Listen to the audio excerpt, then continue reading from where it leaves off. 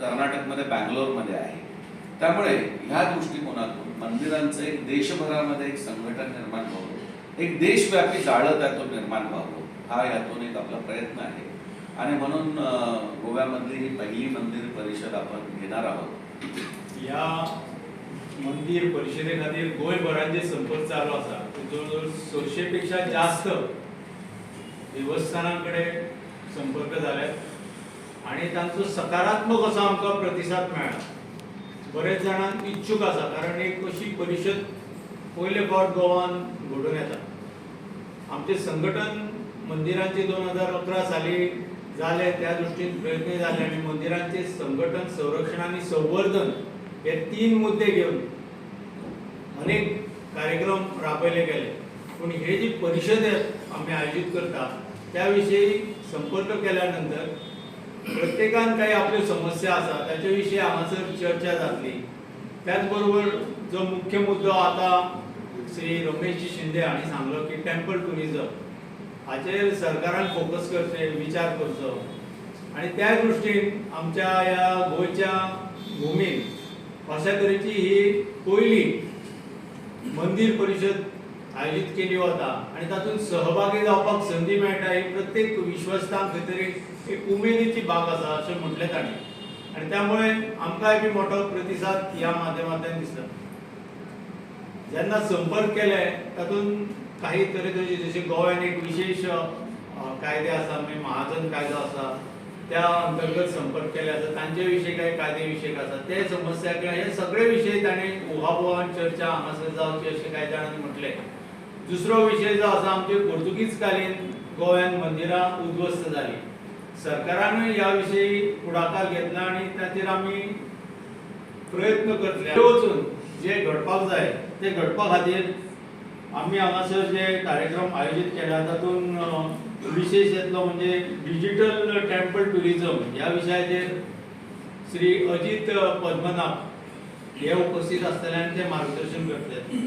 तशेंच एक प्रसिद्ध लेखिका, तज्ञ विचारक सौ शेफाली वैद्यजी ही ह्या परिषदेक मार्गदर्शन करतली. आमचे गोंयचे इतिहासाचे अभ्यासक आणि प्राचीन मंदिर आणि तांची जी संरक्षण संवर्धन जावचे या विषयी प्रोफेसर रोहित पळगांवकर हे मार्गदर्शन करतले. तसेच हांगासले एक आर्किटेक्ट, प्रसिद्ध आर्किटेक्ट मंदिरांच्या विषयी जे काम करतात श्री अभिजित सादलेजी हे हांगासर मार्गदर्शन करतले. एकूण ह्या माध्यमांतल्यान पयलोच एक प्रयत्न आसा आमचो आणि म्हाका दिसता गोंयच्या मंदिरां आणि ताचे प्रतिनिधी हाका बरो सकारात्मक प्रतिसाद दितले आणि ताचो परिणामूय आमकां त्या माध्यमांतल्यान साध्य जातलो. आज आपण बघतो की भारतातली जवळपास सगळी सेक्टर्स ही संघटित आहे. म्हणजे आपल्याकडे बस चालकांची सुद्धा संघटना आहे, रिक्षावाल्यांची सुद्धा संघटना आहे, टुरिझमच्या माध्यमातून संघटना आहे.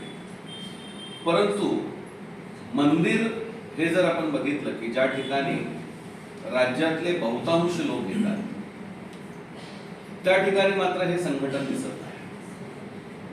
यामुळे वेगवेगळ्या प्रकारच्या समस्यांना मंदिरांना तोंड द्यावं लागतं. बऱ्याच मंदिरांच्या जमिनी पूर्वीच्या काळात नोंद असतात, परंतु त्या जमिनीवरती एन्क्रोचमेंट झालेलं असतं, त्या जमिनी कोणीतरी बळकावलेल्या असतात आणि एकटं मंदिर या विषयावरती प्रयत्न करू शकत नाही. त्यामुळे अशा प्रकारच्या वेगवेगळ्या समस्या या मंदिरांच्या संदर्भात आहेत. या दृष्टिकोनातून 2007 मध्ये जेव्हा मंदिरांच्या संदर्भातल्या या समस्या, त्या काळामध्ये मंदिरांची प्रचंड प्रमाणात तोडफोड चालू होती, मंदिरांमध्ये चोऱ्या चालू होत्या, त्यावेळी आपण पुढाकार घेऊन गोव्यातल्या मंदिरांचं एक संघटन निर्माण करण्याच्या दृष्टीने प्रयत्न केला आणि आज गोव्यामध्ये ते संघटन अतिशय चांगल्या प्रकारे काम करते. गोमंतक मंदिर महासंघ म्हणून या दृष्टीने या मधल्या काळामध्ये अन्य ज्या समस्या आहेत किंवा अन्य जे सूत्र आहेत त्या संदर्भात अनेक मंदिरांच्या विश्वस्तांशी आमची चर्चा झाली आणि त्यातून ही गोव्यामध्ये मंदिरांचं एक संघटन निर्माण व्हावं, मंदिरांच्या दृष्टिकोनातून ज्या समस्या आहेत त्या सोडवण्याच्या दृष्टिकोनातून दृष्टिकोनातून त्याचा वेग थोडासा वाढावा, या सगळ्या दृष्टिकोनातून किंवा आपली परंपरा आहे, संस्कृती आहे, त्याच्या संदर्भात लोकांपर्यंत हा विषय पोहोचावा. एक साधी गोष्ट जरी आपण बघायची म्हटली तरी पर्यटनाच्या क्षेत्रामध्ये गोवा राज्य हे 1 क्रमांकावरती होतं.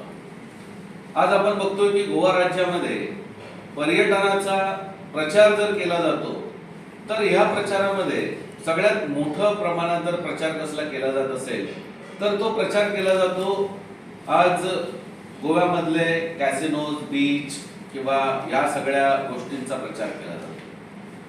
यावर्षी 2023ला संपूर्ण भारतातला पर्यटनाचा अहवाल आला आणि हा ज्यावेळी पर्यटनाचा अहवाल आला त्यावेळी भारतामधलं पर्यटनामध्ये 3ऱ्या क्रमांकावरती असलेलं राज्य उत्तर प्रदेश हे आता पर्यटनामध्ये 1ल्या क्रमांकावरती गेलं. त्याचं कारण एक मात्र फक्त काशी विश्वनाथ कॉरिडॉर त्या ठिकाणी निर्माण झाला आणि फक्त काशी विश्वनाथ मंदिराला 8 करोड लोकांनी भेट दिली.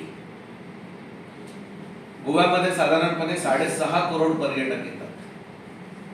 जर आपण ही तुलना बघितली तर एक मंदिर काय करू शकतं, तर एक मंदिर राज्याची अर्थव्यवस्था बदलू शकतं, एक मंदिर राज्याचा अर्थसंकल्प बदलू शकतं.